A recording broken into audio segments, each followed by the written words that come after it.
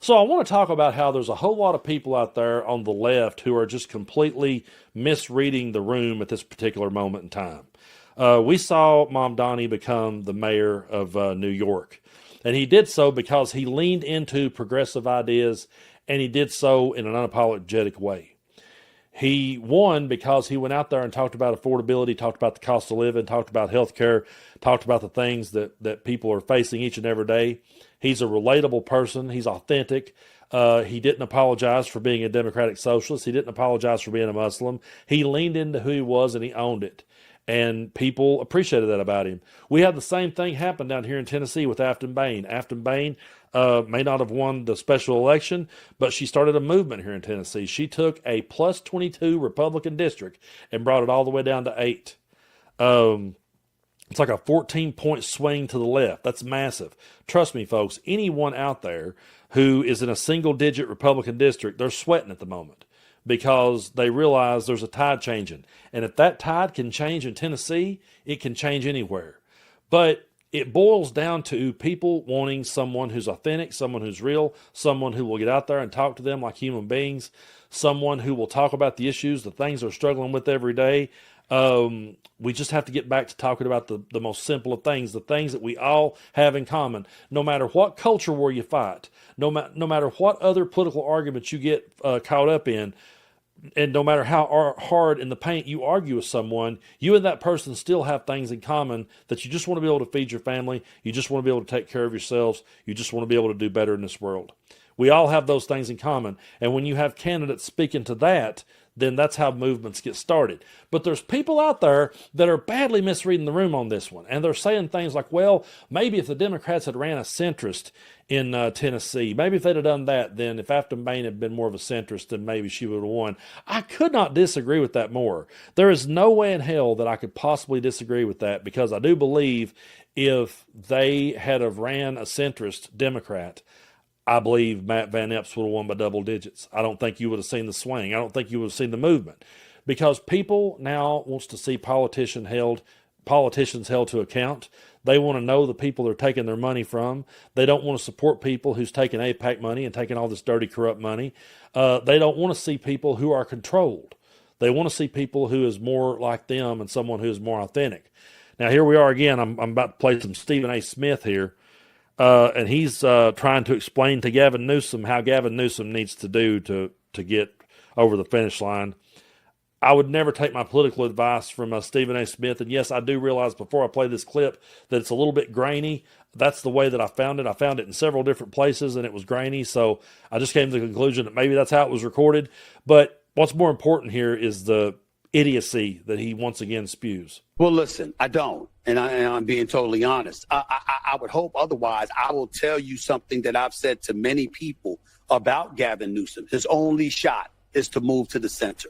You've got to disassociate and disconnect yourself from the extreme left.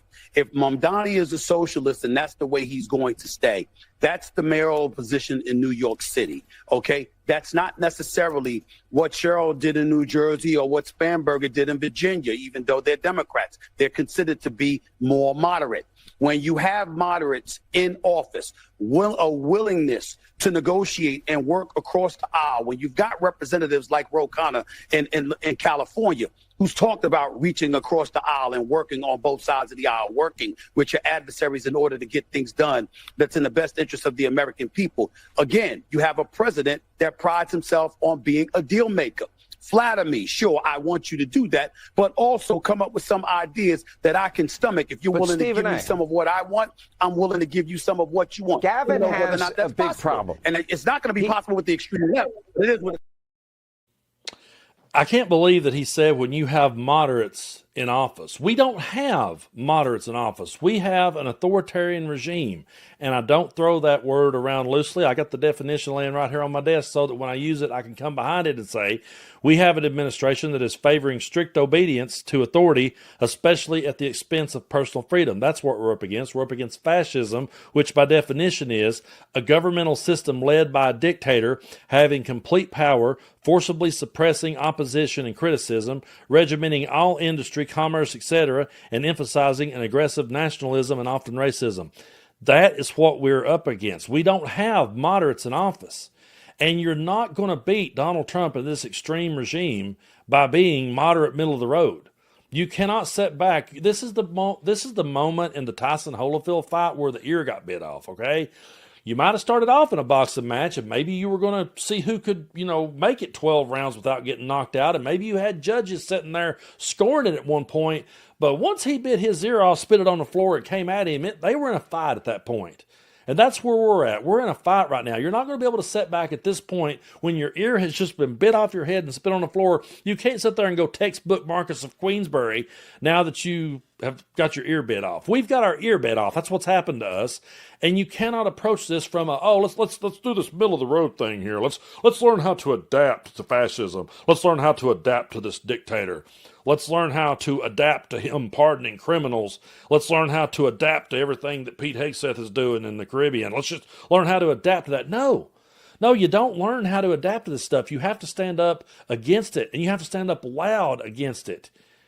You cannot reason with these people. This isn't the old days of talking politics where one person has an idea, the other person has an idea, and you sit there and you hash it out. We passed that a long time ago. We have got a person who is joking about running for a third term. We got people like Steve Bannon who's saying, oh, no, he's not joking. He's going to get it.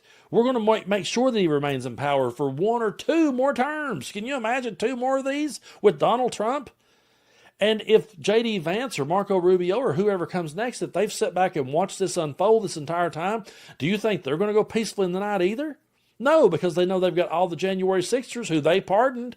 They know they got all those people they can turn back to. People are not looking for a middle-of-the-road, corporate centrist Democrat. They're not looking for that. And it really irritates me when those centrist-style Democrats looks over at a Mamdani or an Aftyn Behn and goes, oh, we won. No, you didn't. Not your style. You wouldn't have made it past the end of the driveway with that shit in Tennessee. The reason why Aftyn Behn resonated is because she was speaking to people. Because she was someone who was talking about affordability. She was talking about the things that we live day to day to try to make our lives better. And she was relatable. And she was sick and tired of the billionaires and all the corporate politicians out there taking all the dirty money. That's what people are sick of.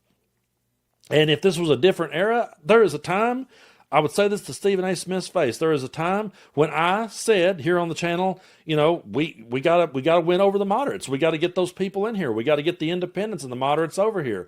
And there still is some truth to that. But not when it comes to battling such an extreme regime and to sit back and try to just same watch this like, well, this is just a difference of opinion. I think Donald Trump has took us into a place that we're never going to fully ever recover from. And the most disturbing part to me is how that people are just sort of like same washing it and just softening what it is. And it's nothing that should have ever been softened or just smoothed or glossed over. This should have been something that raised huge awareness. It shouldn't just be Hegseth that goes down for what happened with the boats. It shouldn't just be the admirals that took the orders. It should be Trump too. It should be the whole administration. And I'm so tired of you got Republicans coming out now going, oh, we got to stand against Hegseth. Well, you all approved him. You knew he was incompetent. We sat and watched those hearings. We saw how incompetent he was. You knew how incompetent he was. And you put him in there anyway, and this is what you got for it. So you can't sit and go middle-of-the-road moderate when you're up against this type of extremism. You can't go Marcus of Queensbury when Mike Tyson bit off your ear and kicked you to nuts. Okay? There's so many people, though, that still kind of tends to think that way. And yeah, there was a time and place when I thought it too. But we're long past that. We're way over here now in this extreme muddy water that we may end up drowning in before we get out of. And you can't sit there and go, oh, I'm going to go middle of the road. No, what would win Gavin Newsom over more so is if he would call out the corporate money. What would do it is if he leaned in to the progressive values and if he decided, you know what, I'm not leaving nobody behind and I'm not going to fight their culture wars. I know they want to talk about the broad tent. I understand it. They want to talk about the broad tent. But we can't let that broad tent be our downfall either. There's nothing wrong with having a broad tent. I'm all for having a large spectrum of people and ideas over here. But you got to get behind the one that will resonate the hardest with the people and what the people is wanting, not just a few corporate Democrats. It's like, oh, it's my turn now. Let me up there. No. No, it should have never came to the point where it was your turn. What should have happened is we should have had people coming in and out of Congress with term limits, and you have people come in. They would be a truer representation of the time if they came in for a couple of years and went back to their day-to-day life instead of getting in there and getting filthy rich out of all these schemes and scams. And then that's why you end up with what you got. That's why we're in the boat we're in today. Is because we've got old men who have been in our since people like me was 2 years old. You got Mitch McConnell's been here all that time. He's not paying attention to the social changes that's going on. He's just following the money. He's just going where the money is. And when you have Democrats going where the money is, it sticks out like a sore thumb. That's why people was excited and are excited about Mamdani. That's why Aftyn Behn's political career is not over. That's why you'll see her again, because people's excited about that stuff. I don't have nothing against Gavin Newsom. I like Gavin Newsom. I would vote for him tomorrow if he was the nominee.